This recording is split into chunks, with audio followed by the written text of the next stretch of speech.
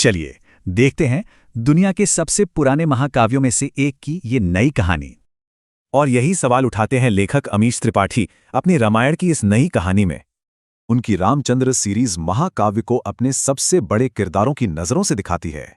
तो चलिए शुरू करते हैं सीता के एक बिल्कुल नए, एक साहसी रूप के साथ। एकेडमिक्स भी मानते हैं कि ये नई सीता पश्चिमी नहीं बल्कि भारतीय नारीवाद की सोच से निकली हैं। देखिए, अमीश की सीता पारंपरिक छवि से कितनी अलग हैं।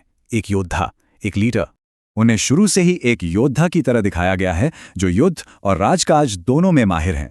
इससे पता चलता है कि मॉडर्न लिटरेचर में इस किरदार को कितनी गहराई से गढ़ा गया है।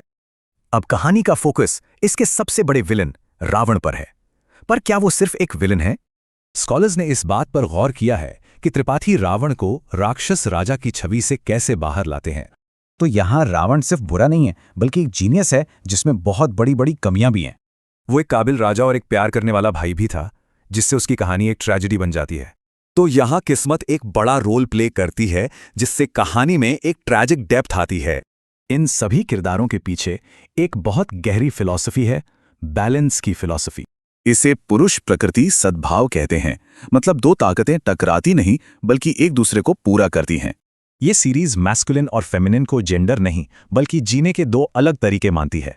और एक आदर्श समाज वही है जहां इन दोनों तरीकों में एक सही बैलेंस हो। तो सवाल यह है कि इन पुरानी कहानियों को नए तरीके से कहना आज के जमाने में क्यों जरूरी है? ये किताबें जेंडर स्टीरियोटाइप्स को तोड़ती हैं और नई पीढ़ी को अपनी संस्कृति से जोड़ती हैं। और आखिर में ये एक सवाल छोड़ जाती है, अगर हमारे हीरो और विलन बदल सकते हैं तो हम क्यों नहीं?